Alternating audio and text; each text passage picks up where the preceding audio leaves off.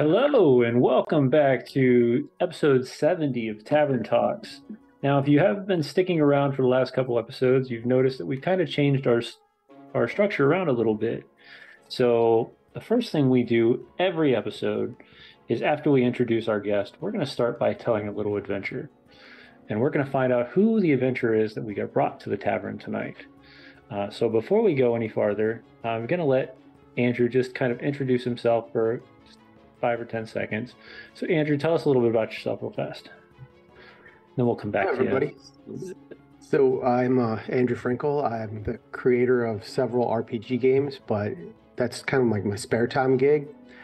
Most of the time, I'm a teacher, so I teach science, and I also run a library at the school. So that gives me a lot of ideas, I guess. So I'm always looking at books, and I enjoy working with kids. I like painting. I like especially miniatures. So I'm always doing a lot of like art, like not arts and crafts stuff per se, but kind of hobby related stuff. And I recently got my girls ages 11 and 7 into Dungeons and Dragons. Only like the last few months we've been playing. We upgraded from like a Hero Quest game to an actual 5e campaign. So it's been good. It's been rewarding. And so sometimes I can play test some ideas with them, and I'm happy to be here again. And I'd like to talk about some of the projects we've just finished, and the ones we're working on, and the ones even beyond those. Yeah, no, we, like I said, one of the things we definitely want to do with the tavern is to showcase people that are doing amazing things in the TTRPG community. But we found a really fun thing to do to give kind of back to the community as well as giving back to the guest. And that is bringing a character to life. Because I know all of us, most of us rather, are game masters 90% of the time, or from what we've talked about, in your case, you're just a writer. I mean, you're building games all the time. You're not really having the chance to play a character. Yeah. So this is your opportunity to not really play the character, but you're going to flesh out the character a little bit, at least for a few moments.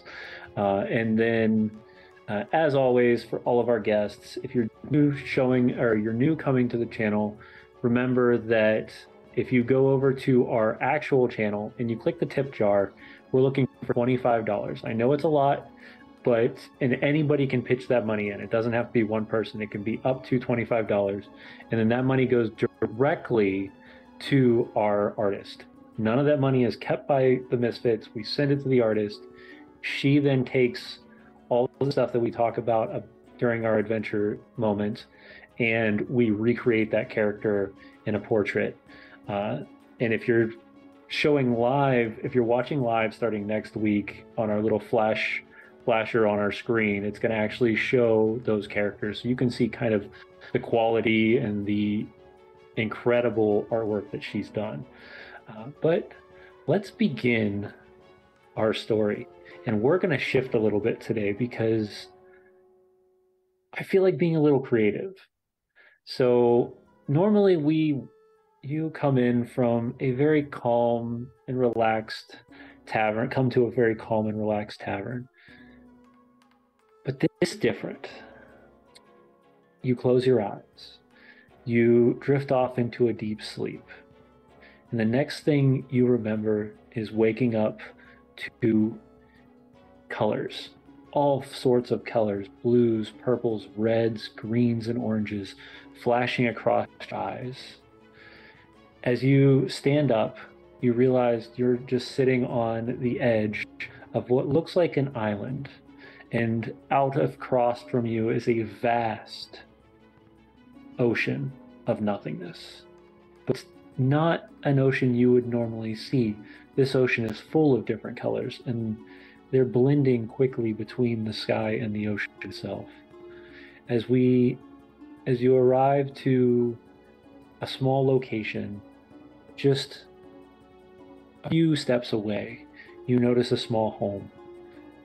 And you walk up to the door slowly opens. Inside there, you can see a tavern.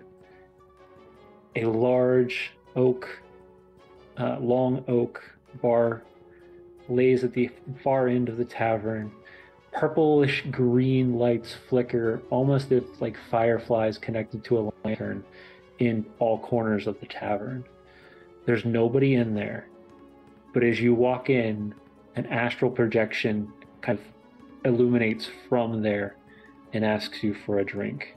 Now, as he asks you for a drink, who is he talking to? All right, this will be fun.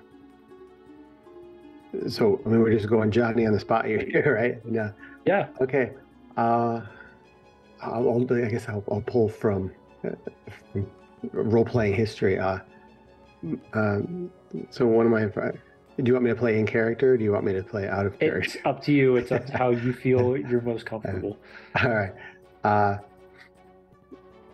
So we asked for projection. Ale's good. Ale's always good. Just keep them coming. My name's Mern Oldfield. Mern Oldfield. Okay. And what does Mern look like? All right. Mern is he's a guy who's probably seen better days. But he's you got like a kind of like a swashbuckling sword at his side. That unbuttoned not blouse, but like it kind of like the pirate swashbuckly look to him. Right. Yeah, definitely kind of shifty-eyed and kind of devious. Probably has a little more hair than I do. But I feel you there. Yeah. No, but a guy who probably wishes he had a little more weight in his coin purse at his side too. But there's a little jingle in there, and but it definitely human. I almost always play humans. It's just, I don't know, it's just my thing. The natural feel of things. Yeah. It's interesting because a lot of people will say that, playing a human is boring, but there's so many ways you can play humans. There's so many ways you can play all races that if you spin certain abilities and characteristics, they don't feel boring anymore. They feel unique and exciting. It also makes you feel like it's something you can almost be yourself to some people, I think, and it might be part of the reason. Yeah. I mean, so you're just playing an exaggerated version of yourself instead of somebody Right. totally new, I guess. Yeah. So Mern is kind of seems like he's a little down his luck. His coin purse isn't as heavy as he wants it to be. And so before he woke up in this nebula, where was Mern? All right, so he's kind of a shady fellow, chaotic neutral at best. And so he's been kind of pillaging or attempting to up and down the coast. So I mean, he's a quick talker, so he's usually able to get his way out of stuff. So, but he's kind of thieving his way up and down the coast, small towns and stuff. Kind of famous for just talking people out of stuff that they really wouldn't have usually parted with, or Right. forcing his way out of it if he has to. So if I had to label Mern with a class, what would you say he is? Definitely a rogue. A rogue. Okay. Yeah. Very nice. And at the time that Mern's sitting at the tavern, he be a new rogue, a very seasoned rogue? Somewhere in between. How do you feel? Okay. Do you want like a level number? If you would like, between, if you want to do like, around 5, 1 through 4, you based on the levels. Yeah, probably like a level 5 rogue. Okay. Definitely. So just moving, and he's got some ability, he's got some skill to himself, but he's not vanishing with the snap of a finger, or casting fireballs left and right if he was a wizard. Like he's still learning about himself. He's gaining some abilities though. Yep. No, that's interesting. And Mern sounds like a fun character to really start to understand, because why did he start stealing? Was it for necessity? Was it for fun? Did he get into some trouble and have to figure that out? Like, oh crap, I need money and I don't know any other way to do it. I think he always had big eyes, and Okay. big plans, but not necessarily the means to pull it off. So sometimes it's easier on somebody else's coin than his own. So Well, I can feel that. But because I know I've got a bunch of rogues, and a lot of them are kind of in that same feel that they're super excited to get something, or they're thinking big, but then they realize that they're still not there yet. And how do I get there as fast as I can sometimes? yeah. Um, so now now we're going to kind of go to a backstory. So is Myrn a new character you've created for the tavern, or is he someone that you've used before? He was, I believe, I'm trying to double. If I remember correctly, he was probably my first character ever back in Okay, TUI. Yeah, so that's yeah, awesome.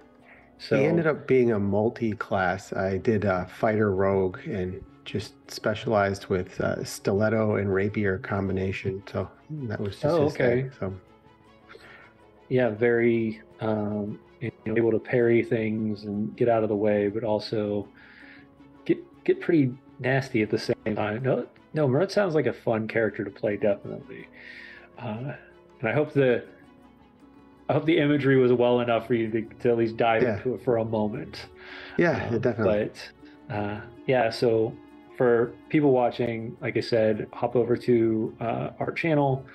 If you want to see Mern come to life in an image, toss us a couple bucks here and there, and we'll get this coming to fruition. And for people who like this kind of thing, just a reminder that if you subscribe to our Patreon, you get the archive, which any of the characters that are created, you will get the archive for that. And then at the end of the session, I'll give you a Google Drive link if the character is selected to be created, and you will go to that Google Drive link and pick up your character for anybody that's here tonight. Because after that, it goes into the archive and goes into onto our Patreon, but which we've seen a growth in, which is incredible because of the fact that this is the amazing community that we've grown through 2 years of working now. Is we're starting to get back to it and give these characters back to the story. I wish I would have done this 2 years ago because it's such a fun little experiment to find out who you bring to story, right? Yeah. So moving to our second version, and this is where we get to dive into you, not your character, but you, who you are, and also what your projects are. So tell us a little bit about yourself. Where did the whole where did it begin? I guess would be the best way to put it. Like where did the story start for you? Or role playing in general. Yeah. Hero Quest back in, man, what was it? The 90s, I guess. Okay. I don't know if you ever had Hero Quest. I remember seeing the commercials. I think it was advertised in comic books and stuff, and Yeah. I was hooked. I guess so. We started. I didn't have the money then, so I did not get Hero Quest, but I saw it and it was really cool. Christmas, man. It was actually reasonably priced at that time, like because I think it was Yeah. like maybe $35-40 back in the 90s, which is not small money, but Right. now it's like what, 300 or something with the re-release, or 200. Yeah. I mean, I'm not surprised. Everything is Yeah. overly priced at this point. But so what did Hero Quest like? What connected you to Hero Quest? I mean, it was a dungeon crawl, and it was unlike anything else you'd seen because at the time it was sort of what Monopoly or Risk. I liked Risk. I mean, I still like Risk, but it's fun. But it's kind of repetitive. I liked the difference in there, and we got to a point where we started homebrewing our own rules because we got tired of the limited monsters, and we'd pull in stuff from, like Wheel of Time, or we'd pull in stuff from Lord of the Rings and try to make it more exciting. And Right. then because it's a dungeon crawl, we also felt it was limited that way. So we started making like our own tiles and our own outdoor settings and trying to expand it. So, but again, eventually you hit the wall. You can only do so much Right. within the system. So even like with my daughters, we started playing Hero Quest first, or a homebrew version of it. And you get to the point where you've maxed out your attack dice, you've maxed out your defense dice, you can't get any Right. more hit points, and you've got the best weapons. And it's like, all right, it's just another hack and slash through the goblin hordes, and so Yeah. it was time to upgrade to something a little more interesting. At the time when I was playing as a teenager, that was Dungeons and Dragons because my neighbors played. I didn't really know them, but we got to know them because of the school bus, and then we started playing Yeah. Dungeons and Dragons, and it kind of went from there. So Funny how the game can instantly connect you to somebody if you've never even talked to them before. You have very small conversation with them, but you find out that they love Dungeons and Dragons. Instantly, you now have a connection that, for some reason, at least in my experience, you can talk to at a very deep level very fast. Where a lot of other like hobbies and stuff, I can talk to you, but it's not going to be to that level where you get excited that I know what you're talking about. Like I have friends of mine who are big football fans, and I'll be like, oh, I checked out last week's game, and watched it, and this guy did really great on the. And we start talking about the different positions that what they're doing and all this. They're excited, but they don't feel that excited. I can see somebody on the side of the street with a D20 shirt on, like, hey man, do you play Dungeons and Dragons? And instantly, boom, they're talking about it. And I'm like, okay, cool. And I just sit here for 20 minutes to talk to this guy, and I've never met him in my life. But yeah. it's just a unique experience and a unique conduit for that kind of experience. Yeah, So the only thing I can think of like that is sometimes like when you travel overseas and you see somebody from your country and you just kind of, yeah, hey, exactly. Hey, American person, let's talk. Just right? yeah, but again, that's going to be like a hit and run conversation and maybe not quite Yeah. as meaningful, but yeah. But I definitely get what you're saying there. So It's such a strange concept, but it works so well. So Hero Quest is where it started, and then we venture into Dungeons and Dragons through some neighbors. 2E, yep. And then I ended up moving across country, so I lost my gaming group. I had like 12 or 15 people, and so we had like a Thursday session, and they got to be marathons, and it would be crazy. Because they refused to stay together, never split the party. But when you got Yeah. 11 people playing, it's You're like always splitting the party. It's like you here's six you go this 4. direction. But no, it'd be like 4, 3, 2, 1, another 2, and I was like, I'm just gonna mash you together with a railroaded Yeah. story because this sucks. Yeah. And now, did you have multiple game masters for that, or is it just a one game master? It was me. It was you. Yeah, I think I only had to play 3 or 4 times, and then I wanted to play more, and my neighbors were always like, I don't want to DM. So I started practice DMing for our German exchange student, and Okay. we were having fun. Christoph, yeah. He was fun to torment with pixies and stuff. Things that But he knew about, but he didn't know about, I guess would be the best way to put it. he got into it and he just got really upset about specific characters bothering him all the time. Like I had there was like this pixie named Winkums that just always would tie his shoelaces and do stuff to like screw with him all the time. Poor German exchange students. Telling you, that's horrible. Christoph was great. It was funny. It was a good bonding experience between us. So it was fun. So then we started doing it. We pulled in a lot of neighbors. And even some of like the Quiz Bowl group. Yeah, I was the Quiz Bowl captain. And so we got the whole team going. Remember the coach was pissed one time when we actually all skipped out on practice so we could play Dungeons and Dragons all day instead. It was like the day before tournaments too. It was great. That's not safe. Probably a very angry coach. Yeah, it was good nerdy stuff. But it was a cool group because when we weren't playing Magic or something, and half of them were football players and playing D&D, and I always told the other teams, if we can't beat you, we're gonna beat you. Yeah, I don't know. Trash talk. Yeah, no, not usually in the trivia circle, but it's there. It's still there. It's very, very potent in the trivia circle when you need it. That's interesting though, because so you started with what seems like a very large group, which is very uncommon nowadays in Dungeons and Dragons, at least from most people. Most tables are 4 to 6, I would say. You start diving into the 8 and above, and the idea of being consistent and making sure that there's a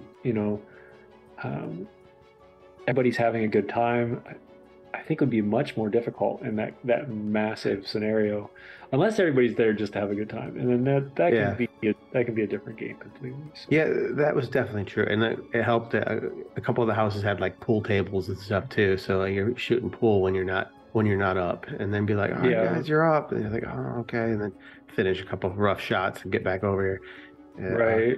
But no, it was good. But when I moved to Florida from Michigan, um, I didn't have a group, so at the time I was chatting a lot, MIRC. I don't know if you're familiar with it. Yep, I Yeah, know Mark Chat is. yeah, Merc, Perch, all that stuff is good stuff. Yeah, I used to run a couple channels and we did freeform role playing and stuff. So it was cool. And then they also had dice bots and all that fun stuff. We were like the forerunners of internet gaming. There's I mean, truthfully, I mean, it's no different than how Discord is nowadays. I mean, I mean, most yeah, people built Discord channels like this the same way. or Roll20 and stuff like that. But we didn't have the images and it was all kind of as Right. fast as you could type. I think Yeah. I still have chat logs too. And you know, I remember like, all right, running over to the computer, you got your like pajama pants on and like soda over there, and you're just like, I'm going in and just start typing. Yeah. No, It we, was good time. I was actually, I grew up poor, than normally at that age. And so I had to use the library.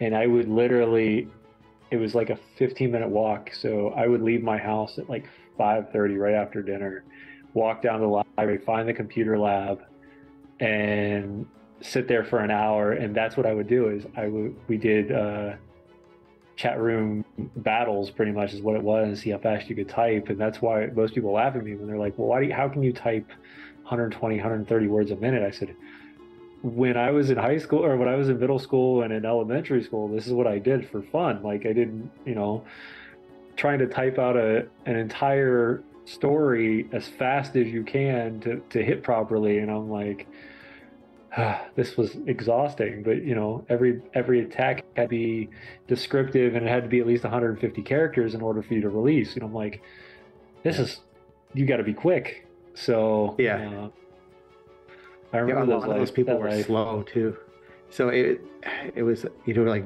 do a really good description, and the people who are more descriptive were harder to fight back because you would Yeah, explain it in such a way. If you just like I shoot a fireball at them, and like well then they would well I dance out of the way hypnotically and spin around and climb on top of the banister, and they would just go on in these long strings of descriptive, yeah, and then they would phrase it in such a way that you were unable to parry or return an attack, and it's like I hate right. you.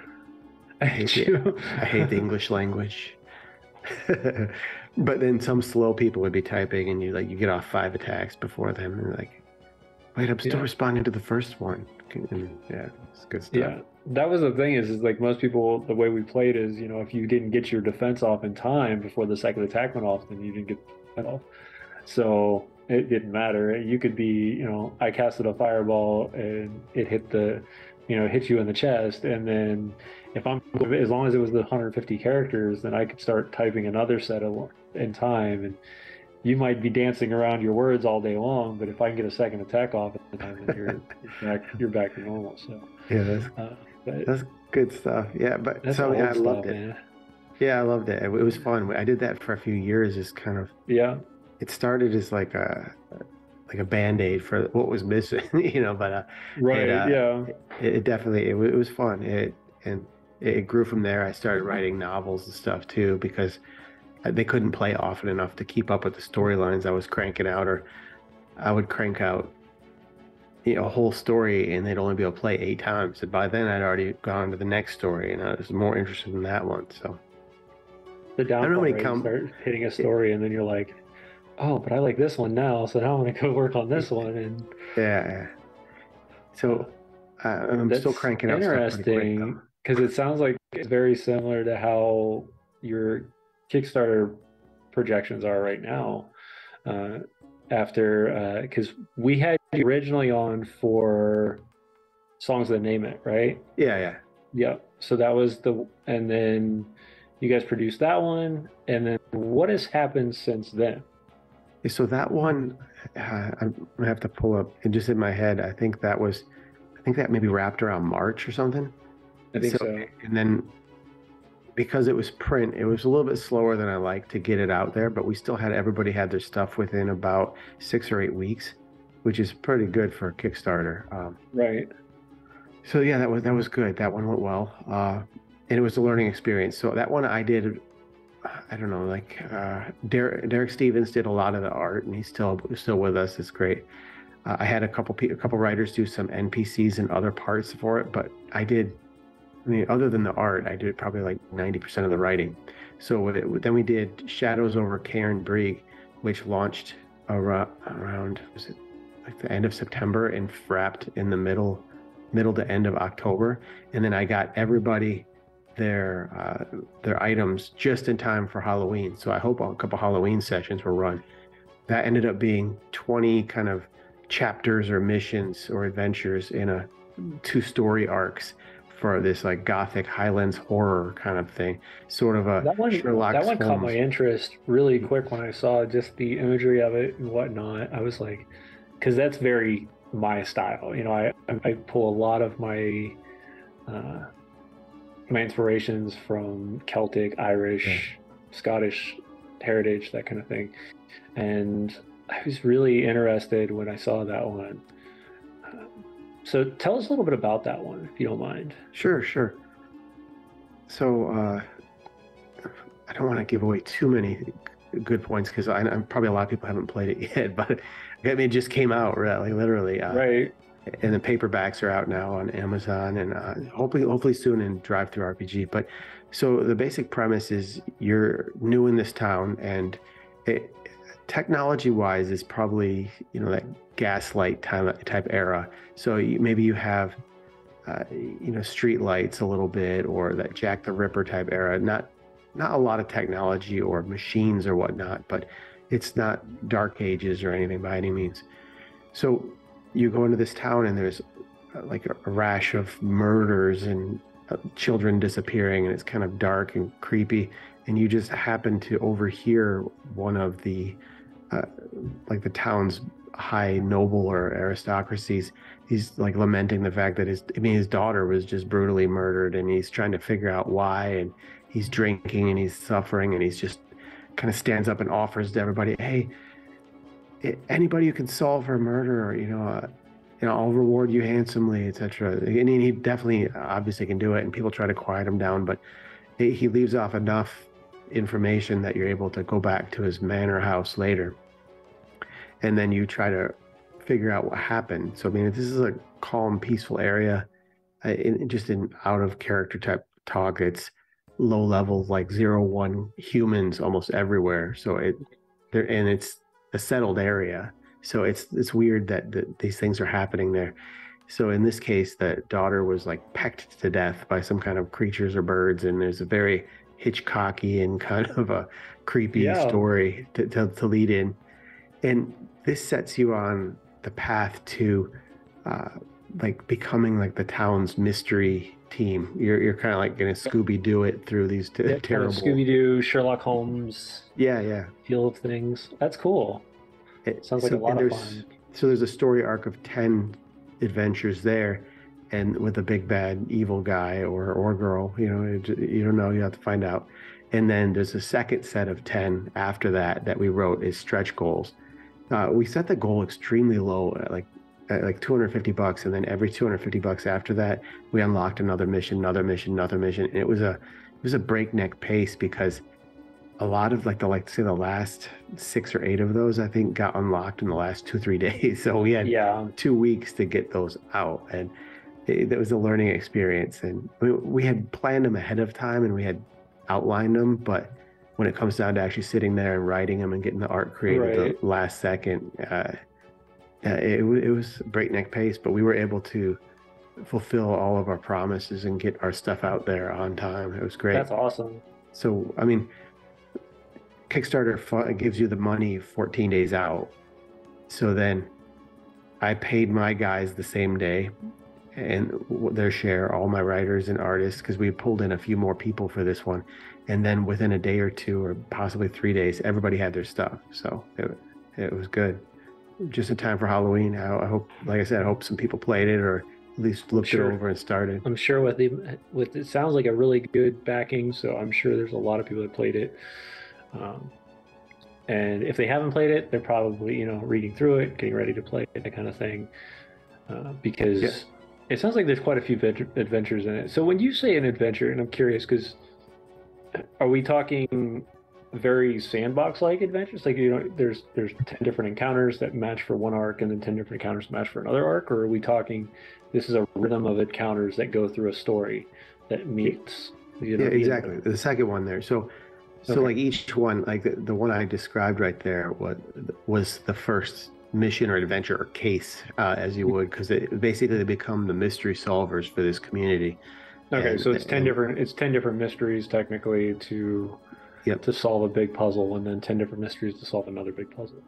Yeah, and we go through location by location. There's over 100 NPCs.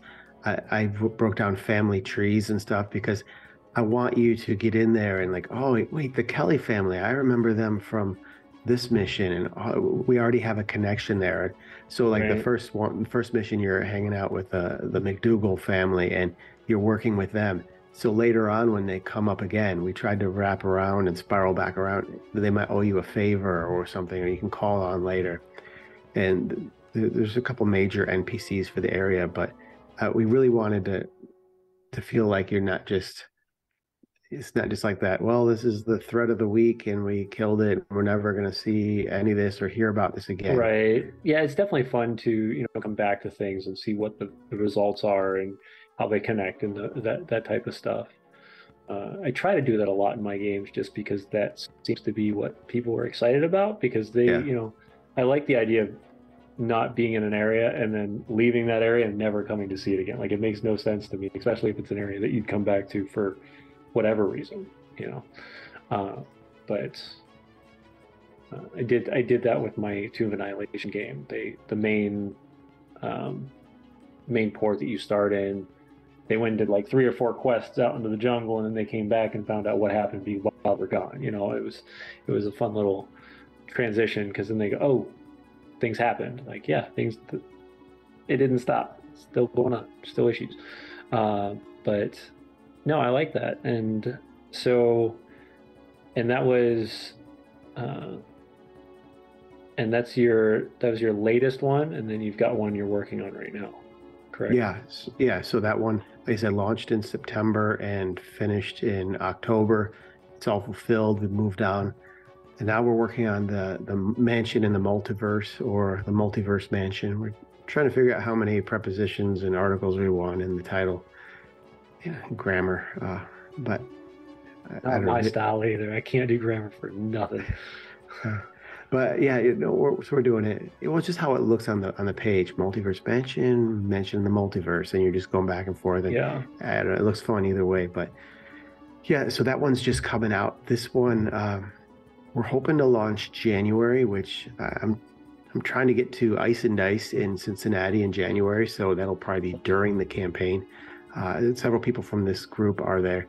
We pulled in a couple new people, but most of the people are back from before. I think between artists and whatnot, I think we're around 12 people or so. Mm-hmm. And we've got a lot of people that have worked on different projects. So I'm pretty excited about it. We're at about 150 pages already. So it'll probably top out 250 to 300 easily. So this one, the premise is that you get abducted or kidnapped as a contestant and a kind of game show-esque type thing, a Big Brother Survivor type thing in the multiverse. So when you wake up, you get kind of ushered down into this little tap room or something, and the guy there is basically the host and the owner of this place you're at, and he's offering you immortality. He's ready to move on, and he's going to sign over the deed to his mansion floating on an island in basically space, or this nexus in the middle of the multiverse. And he's going to sign over the deed, which carries with it immortality, to the winner of his contest. So to do that, you have to put on this fancy bracer that keeps track of your points, and you go around going on a series of missions with a team to earn points. And so you're going to be earning points doing different things, and there's some hidden missions, agendas, and stuff. So, and the first mission is they drop you into the realm of fire where you got to go retrieve this thing. So you're running around, and as you like, so you don't even know what the all of the goals are. So you might be doing something, and they're like, "Bing! You just earned 3 points." Like, what I do? Oh, you killed this guy, this creature. So I mean, some of the things you'll know are, and there's several teams competing at the same time, so it gets a little Hunger Games-ish. But you're not allowed to kill your opponents. But that doesn't mean you couldn't slow them down. Or, hey, there's this thing closing, and everybody behind it is going to burn to death in lava. Well, I didn't directly kill them. so I mean, you're going to be like screwing with your opponents, and then you got to go get the thing, and then so you're going to have a lot of fun with that. So the players don't know, and if you're going to be a player, you might want to close your ears, but everybody respawns after the mission. So if you die or do something heroic to save your team, you still come back. But in the later missions, you get penalized. So if you got a team of 5 and only 3 of you survive, your points get reduced to 60%. So you want to help each. It's not just like, well, it doesn't matter. I'll just go kill myself anyway. Just try to do this. But I mean, so it'll be fun. And we're going through 20 different realms. And this guy's like a flamboyant, crazy game show host. So, before he sends you to the realm of ice, he'll be wearing like polar bear clothes and handing out hot chocolate, and then, hey, let's go have a snowball fight, and then he'll shove you into this dangerous place where you have to be the last man alive that doesn't freeze to death. And so he's having a jolly old time of doing it. And we got like 10 different writers doing all these different missions. Those ones are ones I wrote. There's a streak of cruelty there, but so I think those are fun and interesting. So you've got like retrieval missions, go eliminate this guy, go get this thing, go destroy this item, stop this from happening. And all of them have different goals.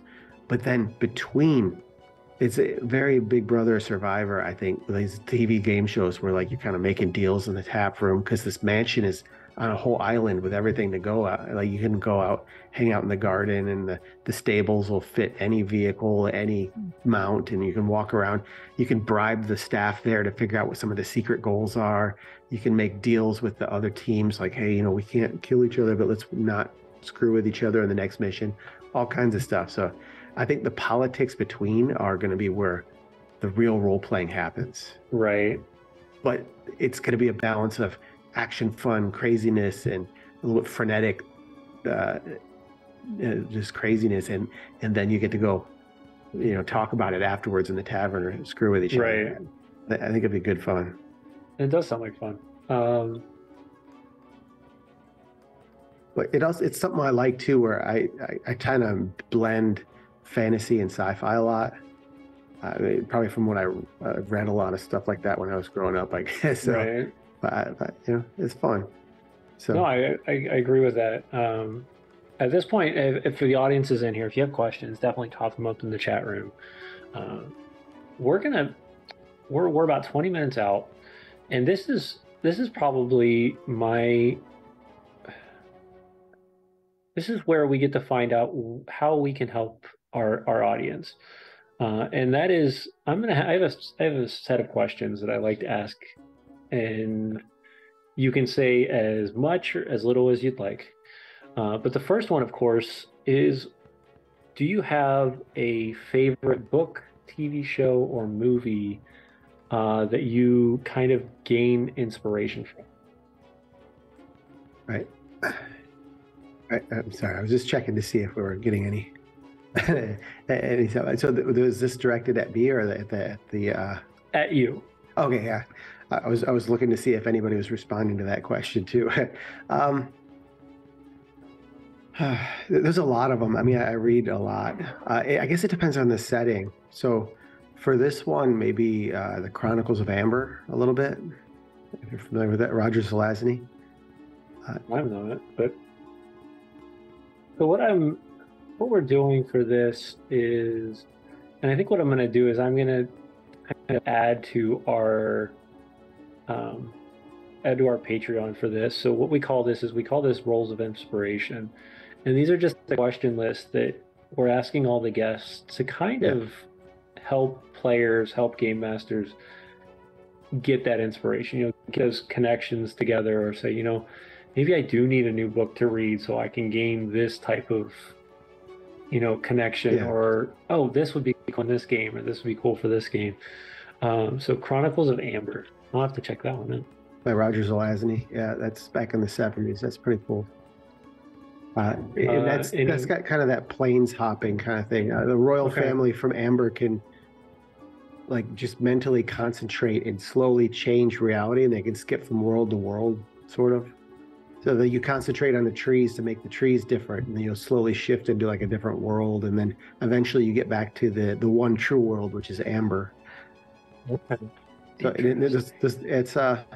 it was Game of Thrones before Game of Thrones, because there's like these 9 brothers. There's 9 brothers and a bunch of sisters, and they're all trying to kill each other, and Dad's kind of out of the picture, so they're really bothering each other. But there were short books. There was like 10 of them. It was good. But that's what I use for like this plains hopping world travel type stuff. If I was gonna do modern day, probably more closer to the Dresden Files or something like that. Okay. Jim Butcher. But yeah, I don't know. It's interesting because you said, like I said, it sounds like you do a ton of writing, but it sounds like you do quite a bit of reading as well, which is, where you find your inspiration, which is awesome. So if I was coming up with a new story, what would you say would be like the best tip for gaining inspiration? Or maybe I'm having a writer's block. What would you suggest? Maybe move on to the next one and come back to it. Okay. I think like there's a couple projects. When I first started, I really like to start and just power through and be done. And I've more recently in the last couple of years gotten away from that mindset and allowed because I don't like to have a lot of things going at once if I can help it, because I just concentrate on one thing and work feverishly to get it done and then move on. But I've allowed myself to step away and come back, and I think sometimes that really does.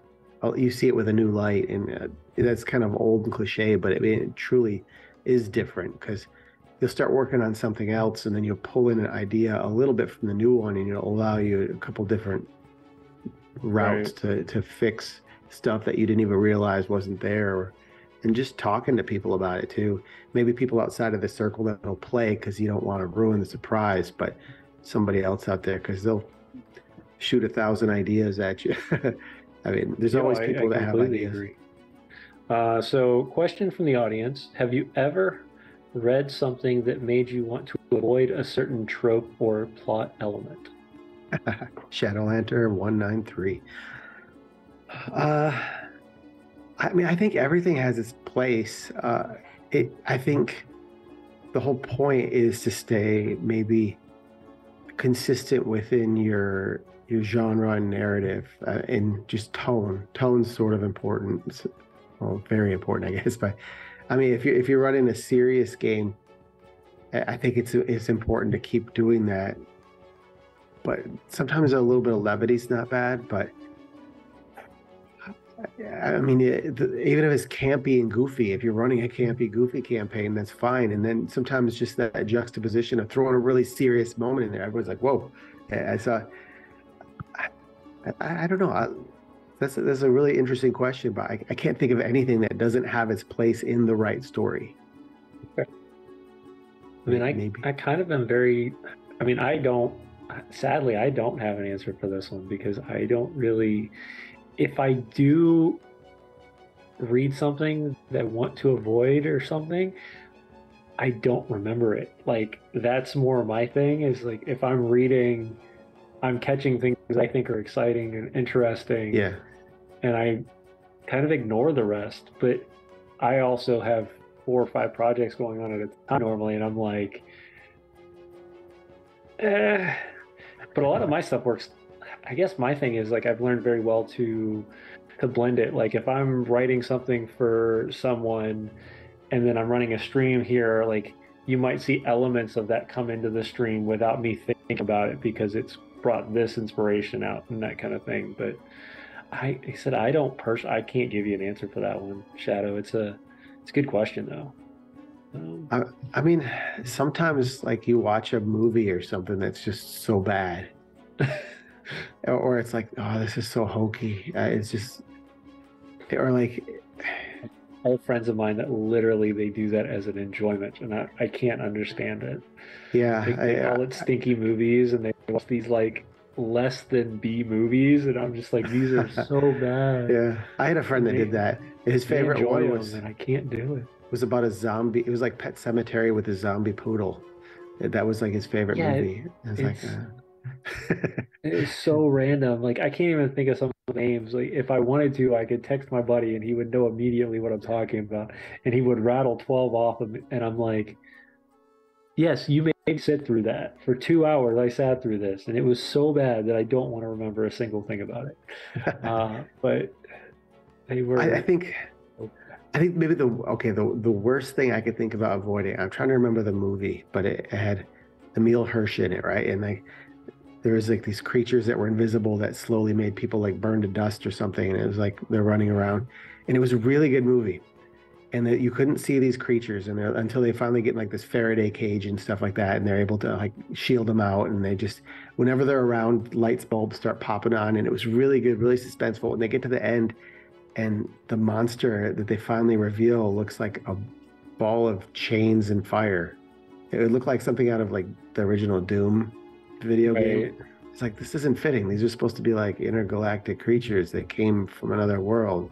How did a ball in chains and fire get through space? And or like maybe are this is what they're using to clear out the humans? It was just lame. So Right. so I think I think the movie. I think the movie's don't have a called letdown with the movie's called The Darkest Hour, I think. yeah, and it was so good up until like the last 5 minutes. It was Oh interesting. yeah. They just ruined it. Like so I did you the same thing. My wife and I, we watched the new. I forget if it's on Netflix or if it's on Hulu. It's called The Watchers, and it's a story like they're trying to figure out where these letters are coming from that are going to the house for the entire time, and then the ending was completely different, and it mm, was just complete letdown. I was like, I watched this whole freaking episode movie or this show just to get to the end and be all upset. Uh, I guess I don't do that. Don't give your players yeah. so much fun and then at the end let them down. That's my trope. Don't do that one. Yeah. So or like the really lame monster. Like you have this Yeah, build up, and it's just yeah, like yeah, it looks yeah. like a Or ball of the chains. one hit kill monster at the end of the story. Like, don't do that. But remember, you're a game master. You can adjust health Just the pools stats. Yeah, for reasons like that. Like, because you yeah. don't ever know your player. You might have beefed your players up tremendously compared to what you expected, and then all of a sudden they're one-shotting your BBG at the end of a 2 year, saga, and you don't want that. You don't want that. Well, that's why his brother comes back the next session. Right. I His must brother comes avenge back and you him. ramp that, or you say that, this is, they just did this on an episode. So I'm a big anime fan, and the new Bleach series is out, and without spoiling too much, the main bad guy uses a subordinate to kind of clone himself, like not clone himself, but like show Yeah. that he's the big bad. And then one of the big goods decides to like just go all out, like supernova on this man. And then at the end, find out it's not him, and then the big bad wipes this dude out. And I was like, dang, like that kind of thing. I guess would be the only way to do that, because you want to make sure that last battle is potent, Yeah. strong. T Dungeonator, what's the most surprising source of inspiration for your work? Uh, Are we looking specifically for this one, or are we talking in general for coming up with ideas like his other, like this one and other stories that he's done on Kickstarter? uh, I mean, in general, just an image, I guess. In general for ideas. So images are a big one Yeah, for you. yeah. Somebody throws out an image and like, or you give me a set of 8 images and I can come up with a story, just like bam. Like, all right, Wow. I know immediately where this creature came from, and it's almost like improv. I can throw together a story in just like minutes. So images help a lot. And Yeah, so images. Okay. Yeah, no, I think really in all honesty, the new I have a I have a love-hate relationship with I know what you're artificial going to say. intelligence work right now. And Yeah. part of it is because we have such amazing artists that are in our community that work with us and whatnot. But for inspiration in general, I think those types of images are amazing because you can just type in one word and 70 things will generate differently. And you're like, okay, I can see where this can connect and I can see where this Yeah. can connect and whatnot. But imagery is definitely a big one. And I use it a lot as well. And some little insight. I've seen some of the imagery that's being built for this new project you're working on, and it's pretty intense. I'll tell you that. That's some pretty awesome work that Yeah. Derek and Like the others are doing. everyone I do, I try to do like a different theme, like even color wise, like the color palette changes. Nemet was like a red, black, white kind of theme. Mm-hmm. Uh, the Karen Brieg was more of a earthy green, blue, kind of Yeah, brown. And the new one is kind of like that purple blue nebula space look. yeah. And I don't know. And I have never designed one where it's like the 2-page spread. So I'm really looking forward to seeing it when it comes out in print and you just crack that book open and you see The a two full, page. the It's full designed to be two two pages. page. Yeah. That's Uh, awesome. it's going to be fun. So like even when I look at the PDF, I always put it in 2-page view so I can see what it looks like. See the full version. Yeah. Awesome. So Well, I hope that, yeah, definitely. I guess the best inspiration then would be the one of the ways that you harness your inspiration. Then I guess would be images. yeah, for Um, sure. And sometimes so like you might even plan to use like one specific creature, but then you're mm, like, here's an image. Whoa, that's even better than I planned.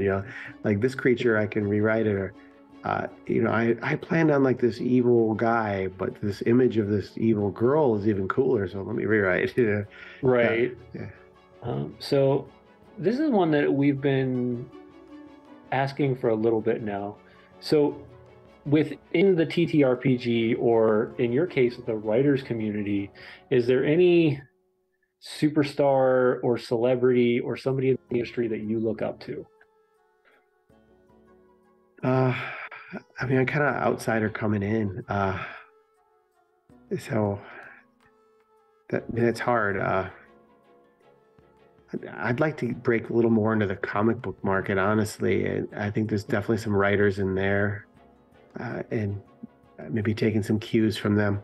I mean, comic books are sometimes a little bit hokey, and like it depends on the pacing and stuff. But I think Mm-hmm. they do a good job of delivering a lot of eye candy and also keeping like the intensity going.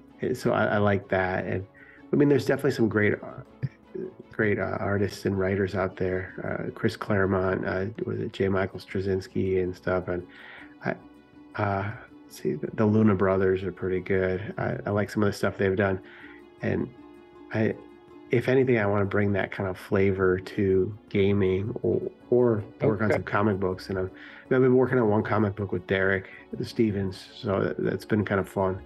And that's been a cool collaboration as well. Just editing some of his writing and adding my own ideas and shooting it back and forth because we play off each other pretty quickly and pretty Yeah. well. So, yeah, so I guess as far as the actual TTRPG industry, I'm still learning a lot of names, and I really Yeah. like what a lot of the indie people are doing. And so my projects are a little bit weirder and different in that I'm pulling in a lot of small names in together. And, we're not cracking that, Brandon Sanderson money yet. Right. Nobody's pulling 12 million or whatever, but I hope we can kind of build up some smaller names. And, I just love seeing our names on books in different places. And Right. I'm always looking for more people. So Yeah. So I guess this is the question, of course, coming from me is, do you have somebody in the back of your mind that you would say, this person would be a great guest for the show? I don't have any friends. Maybe some of the writers you're working with. uh, Yeah. um, No, let's see. I'd have to think about that a little bit. There's definitely like a lot of the guys I know are already working on our project because I've pulled in a lot of people. Um, I mean, are you looking for people with stuff on the way or pre-published, like already published, or? No, I'm looking for people that have done something in the TTR community that TTRPG community that needs to be spotlighted. Uh, I, I probably have to get back to you some names. Because I don't want to throw anybody under the bus if they're not ready to present. I mean, there's several that people have been working with. Let's see, Randy Price has some new ideas coming out. He wants to work with me on or run with.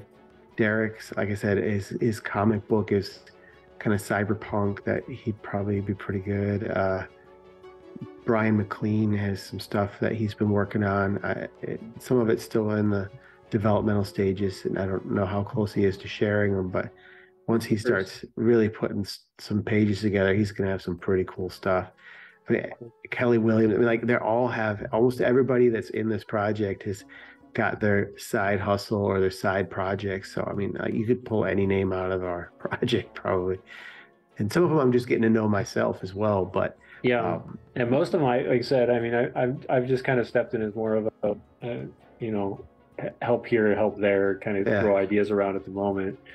But most of the guys seem very adamant on getting, things done, getting this thing out, and they're all working very diligently on a specific realm or idea behind it, which I don't know. When I did the collaboration with Gooey Cube, I felt it was such an amazing opportunity to work with multiple people at the same time. And this is another one of those opportunities that you offer to your group, which is incredible. So next question is, what is a practical tip you would give to a new player coming into the TTRPG community?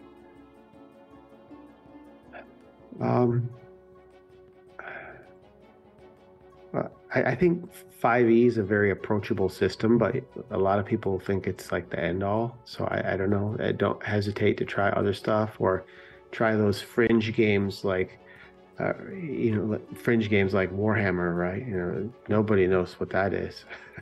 No, but I mean, like, it's something different for everybody, whether you get into magic and do this or Digimon and do like the CCGs, or if you do the tabletop war simulators. And I think some of them are kind of gateway drugs for the community, because once you start playing magic, you're going to do D&D eventually. It's just, you can't avoid it. But I mean, just try different games, find one that sticks, and then just try to get that group. And I think with Roll20 and some of these other things, it's really made it very accessible too. Agreed. So practical tip for a new game master then? It's hard because I jumped in pretty quick. I think I only played 3 times before I started DMing. But I mean, probably experience a couple different groups first. Just everybody's style is different. So some of them are going to use the dice a little more. Some of them are a little more theater of the mind. Some of them are, like more, they need the maps or stuff. It just depends. So try a couple different groups first and just see what you like from them and see what you don't like, and cobble together your own kind of style, and make up the rest on the way. Yep. And I guess in your case, and I'm gonna do this because your background is a little different than some of the other people that we've had on the show. Is what is a practical tip you would give to a new writer who wants to kind of either get his stuff published or is thinking about building something much more than just a couple scribbles on a piece of paper? Well, I mean, a lot of my stuff, I've got like 200 books on Amazon right now. A lot of them are education based, but a lot of it's learning through the different programs, whether you're using the Adobe stuff or otherwise, but just start putting stuff together. And I think a lot of people start a book or they start a game and they don't finish it. And I think maybe they bit off too much than they can, it's more than they can chew at first, but I think maybe start humble and just finish something. So I mean, some people sit down and write the first novel and it's amazing. Other people have to start with a short story and then a novella and then work your way up. So, and there's no shame in that. But I think no matter what it is, whether you've got to get some help or what, otherwise, finish that first one, whatever it's going to be. And I think from there out, things get easier, and then you'll start taking other risks. There's a lot of cool things out there. I did National Novel Writing Month a couple times where you start a novel in November 1st and finish by the end of the month. That was fun. It was a lot of time, but I mean, there's different programs and groups out there for writing, but yeah, finish something, even if it's the worst thing ever. Just finish something. You got to get to the end, and then it's all uphill from. I mean, it's not uphill. It gets easier from there, probably. You find out what it's like and to get to that end, and then you can push a little farther next time. Yeah. It's like building the hill slowly until you get bigger and bigger and bigger. Yeah. So, final question is, what's next for you? You know, you've got the mansion, or the multiverse mansion the multiverse, however you want to go with that. What does the next 6 to 9 months look like for you? All right. What is media Stream Press? Yeah, Media Stream Press. What's the end goal for that? We're just gonna keep cranking stuff out. So with the model now, every time we have a new Kickstarter, we're going to have more add-on options, because you will be able to buy in for the ones that you missed. And we're just trying to really build the name out there and get a lot of people on board. And I'm just not trying to do it on my own. I'm trying to have people help carry me, because there were a lot of little people trying to get our name out there. But right. So we have this one dropping, the Mansion of the Multiverse will probably drop January, February at the latest, just depends on how stuff goes.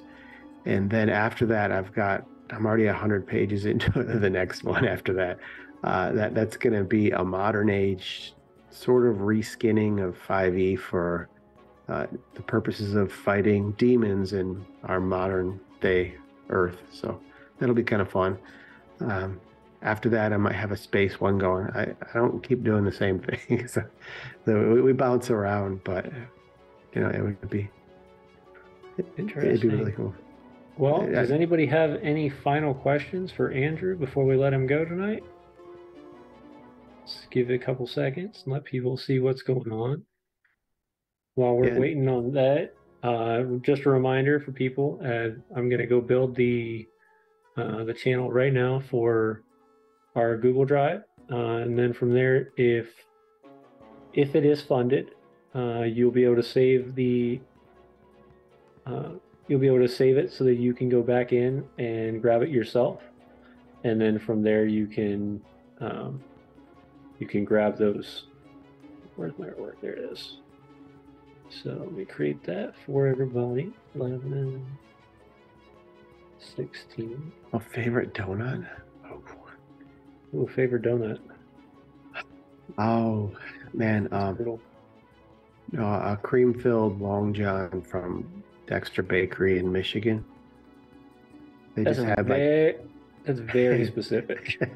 They had just like a rectangular, just sugar-coated like bread, and they'd slice it open like a hot dog bun and just lay that cream in there. And I think that it was lard in the cream too. It was real heavy. It was good. But then when you bite into the cream, you could still feel some of the granulated sugar in there. It was trouble. All right. Well, like I said, we're going to check back. Hopefully by the end of the day, we'll see if the character is created. Like I said, just a reminder for people, I know I say this a lot, but I want to let people know that we're not taking the money from this. This goes back to our artists to push this stuff out. and she does an incredible work, and she does it fast. We have the characters already created from the last 2 weeks up on our Patreon and up on our Google Drive. So if you were in here from the last 2 weeks and you have your Google Drive saved, make sure you go check those out and get those characters from that point. But Andrew, as always, it's great to hear what's going on over in your in your area and the books that you're coming out with. And I'm sure this very sci-fi fantasy mixture of what's going to, with the whole multiverse thing, is going to be hit well, and we're going to see a bunch of new things coming out this coming year with you and the group that you're working with. For our audience, just a heads up, next week will be our annual I won't be here because it is the day before Thanksgiving, and I'm pretty sure I will have enough work to do around the house to get ready for a large Thanksgiving here at the house. I wish you all, if you are having Thanksgiving, you have a wonderful holiday with your friends and family. And don't forget, come check us out on Sunday as we start episode 3 of There and Back Again, our One Ring RPG live play that we are playing through for the next 8 to 12 weeks. And of course, make sure if you're new, hit that follow button. If you find us over on the VODs tomorrow, hit that subscribe over on YouTube. If you want to hang out with us, come check us out on Discord. And of course, if you want to support us, you can support us through multiple ways. Either share our stuff, hop over to our Patreon for just a few bucks, or subscribe here with your Twitch Prime account. So until then, we'll see you guys all on Sunday as we continue our story in the Middle Earth, and have a wonderful evening.